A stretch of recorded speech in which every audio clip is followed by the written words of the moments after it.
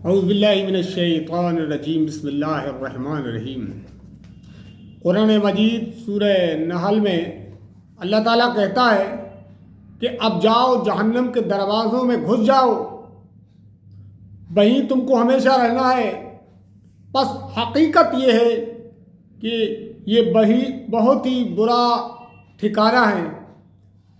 ये जहन्नम तुम्हें जिस पादाश में मिल रही है, जिसकी वजह से तुम्हें इस जहन्नम में डाला जा रहा है, उसकी वजह यह है कि तुम दुनिया में तकब्बुर करते थे और तकब्बुर की बुनियाद पर अल्लाह ताला की आयत को झुठलाया करते थे। उसी तकब्बुर, उसी घमंड में आकर, अपनी अकड़ में आकर अल्लाह ताला के अहकाम को बालाए ताक रखकर और अपनी मर्जी की ज़िंदगी गुजारा करते थे। तो यहाँ पर अल्लाह ताला कहता है कि अब जब तुम दुनिया पर अपनी मर्जी की ज़िंदगी गुजार कर आए हो, तो फिर यहाँ मेरी भी मर्जी अब देख लो। मेरी मर्जी ये है कि तुम अब जहन्नम का मज़ा चखो। जाओ जहन्नम में और घुस जाओ हमेशा के लिए। अब तुम यहाँ से निकलने वाले नहीं हो, क्योंकि तुम दुनिया पर अपनी मर्जी चलाते रहे। तुम यहाँ पर तो मेरी मर्जी चलेगी। हालांकि मैं इस बात पर भी कादिर था कि मैं दुनिया पर भी अपनी मर्जी तुम पर ज़बरदस्ती चलवा सकता था, लेकिन मेरी ये सुन्नत नहीं थी, क्योंकि मैंने दुनिया इम्तहान का बनाई थी, मोहलत अमल दिया था तुमको, और नेक और अच्छी बात और बुरी बात को मैंने वाज़ेह कर दिया था, हक़ और बातिल मैंने खोल कर बयान कर दिया था। अब जिसका जी चाहता था उस पर अमल करता था।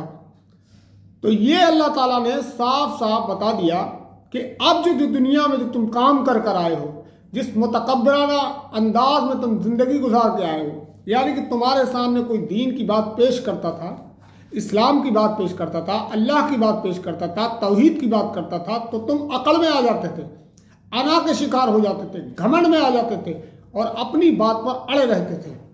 अल्लाह के रसूल सल्लल्लाहु अलैहि वसल्लम फरमाया कि घमंड ये है कि इंसान के सामने जब कोई हक बात आ जाए, उसके बाद भी वो हक से इनात करे, यानी कि अपनी बात पर अड़ा रहे और उस हक बात को कबूल न करे। ये मुतकब्बिराना अंदाज है, ये घमंड है। और किसी दूसरे को हकीर जानना, ये भी घमंड की अलामत है। लेकिन मुझे पता चल गया कि कुरान में लिखा है इय्याका नअबुदु इय्याका नस्तईन, तुम अल्लाह ही की इबादत करो और अल्लाह ही से मदद मांगो, उसके बावजूद भी मैं गैरुल्लाह को पुकारता हूँ। तो ये घमंड है, ये तकब्बुर है। मुझे पता चल गया कि दुनिया में सबसे बेहतरीन तरीका ज़िंदगी गुजारने का वो इस्लामी तरीक़ा है, उसके बावजूद भी मैं दूसरे तरीक़ों में अपने आप को मुलब्बिस करूँ और उनके मुताबिक ज़िंदगी गुजारूँ या अपने नफ्स की परस्तिश करूँ, तो मैं घमंडी हूँ, मुतकब्बिर हूँ। तो ऐसे लोगों के लिए अल्लाह ताला ने कह दिया कि जाओ और दाखिल हो जाओ अब इस जहन्नम में हमेशा के लिए, इस पादाश में कि तुम मुतकब्बिर थे, घमंड करते थे, अपनी बात पे अड़े रहते थे, अल्लाह की बात को नहीं सुनना चाहते थे।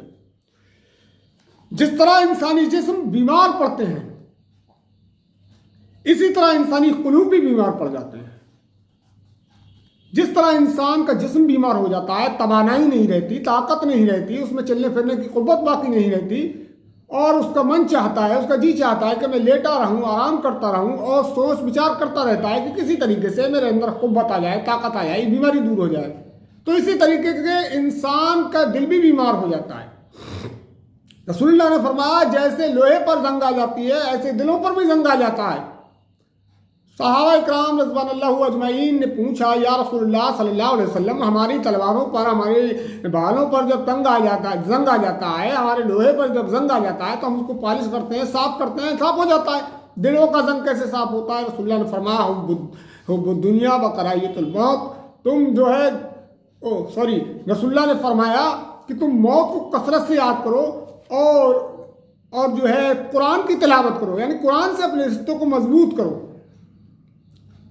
ये तो इसी तरीके से जब दिलों पर जंग आ जाता है, तो उसकी सफाई जो है मौत को याद करनी चाहिए कि एक दिन मरना है, एक दिन रब के हुजूर पेश होना है, एक दिन अपनी ज़िंदगी के अमाल की जवाबदेही करना है, एक दिन हम अपने मालिक हकीकी से मिलना है और उसके सामने ये पूरी ज़िंदगी का कच्चा चिट्ठा सारा खोल कर अल्लाह ताला हमारे सामने बयान कर देगा। तो उस दिन से डर जाना चाहिए, और वो दिन है ही डरने के लायक, क्योंकि उस दिन न बाप बेटे के काम आएगा, न बेटा बाप के काम आएगा, न बीवी शौहर के काम आएगी, न शौहर बीवी के काम आएगा।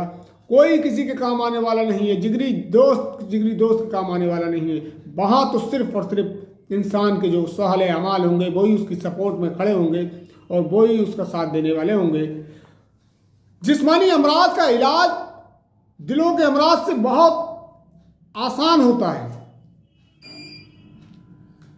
जिस्मानी अमराज जो होते हैं, बीमार इंसान हो जाता है, कोई बीमारी हो जाती है, बुखार आ जाता है, सर में दर्द हो जाता है या कोई और बीमारी लाक हो जाती है, तो दुनिया पर उसकी दवा मिल जाती है। और जब वो दवा उसके बीमारी के मुवाफिक मिल जाती है तो वो फिर उसकी बीमारी भी ठीक हो जाती है। दिलों को लाक होने वाला सबसे खतरनाक मर्द किब्र गुरूर है। यानी इंसान ये समझने लगे कि वो दूसरों से अफजल है, अपने माल की वजह से, अपनी तालीमी डिग्रियों की वजह से या अपनी जॉब और बिजनेस की वजह से। यानी कि कोई इंसान के अंदर ये बीमारी पैदा हो जाए कि मैं दूसरे से अफजल हूँ, उससे बड़ा हूँ, उससे ज़्यादा बुलंद और आला मर्तबे का इंसान हूँ, कि मेरे पास माल ज़्यादा है, मैं ज़्यादा पढ़ा लिखा हूँ, मेरे पास जॉब है, मेरे पास बिजनेस है, ये गरीब मजदूर भिखारी ये मेरे मुकाबले का नहीं है। तो ये घमंड है और इसका इलाज बहुत आसान नहीं है। और एक किब्र गुरूर वो होता है जिसके पीछे कोई शख्स इम्तियाज़ात नहीं होते। ये किब्र गुरूर की बदतरीन किस्म होती है। हदीस पाक में है वो शख्स जन्नत में दाखिल नहीं होगा जिसके दिल में राई के दाने के बराबर भी तकब्बर होगा, वो जन्नत में नहीं जाएगा। सालिहीन का तरीका ये था कि जब भी वो अपने अंदर ज़रा भी किब्र गुरूर का शायबा महसूस करते फौरन ही इसके इलाज में लग जाते थे। साहबी जलील अब्दुल्ला बिन सलाम रज़ियल्लाहु अन्हु एक बार लाठी का सहारा लिए हुए बाजार से गुजर रहे थे। इनसे कहा गया कि अल्लाह ने आपको इससे बेनियाज नहीं रखा है। आपने फरमाया क्यों नहीं, लेकिन असल बात यह है कि मैं अपने अंदर से किब्र गुरूर को कुचल देना चाहता हूँ। कि बताइए कि एक बुजुर्ग, एक सहाबी एक छड़ी का सहारा लेकर बाजार से गुजर रहे थे। किसी ने पूछा कि इससे आप तो इस लायक हैं कि छड़ी के बगैर सहारे के भी चल सकते हैं, फिर इसका सहारा क्यों? तो उन्होंने कहा कि मैं अपने आप को ये एहसास दिलाता हूँ कि तू अपने आप में कोई चीज़ नहीं है। अल्लाह ताला ने तुझे ये क़ुव्वत बख्शी है और तुझसे ये क़ुव्वत वो कभी भी ले सकता है। तो ये चीज़ है कि किब्र गुरूर से अपने आप को बचा कर रखें और इस घमंड के अना में ना आए। अल्लाह ताला को अपना मालिक जानते हुए, उसको अपना हाकिम राज़िक सब कुछ मानते हुए, परवरदिगार मानते हुए ज़िंदगी गुजारना चाहिए। इंसान बंदा है, मालिक नहीं है। बंदा तो अल्लाह ताला है और अल्लाह ताला ने चाहता है कि इंसान मेरा बंदा है तो मेरा बंदा ही बनकर रहे। ये उसको कतई गवारा नहीं है कि इंसानों की हाकमियत इंसानों पर हो, बल्कि अल्लाह की हाकमियत इंसानों पर है। और इंशाअल्लाह अल्लाह ताला चाहेगा तो अल्लाह ताला हमको इस बीमारी से महफूज कर देगा। दुआएं करना चाहिए, अल्लाह ताला से दुआ है कि अल्लाह ताला हमें इन बातों पर गौर व फिक्र और तदब्बुर करने की तौफीक अता फरमाए। आमीन। बाखिर उद्दावाना अनिल हम्दुलिल्लाहि रब्बिल आलमीन।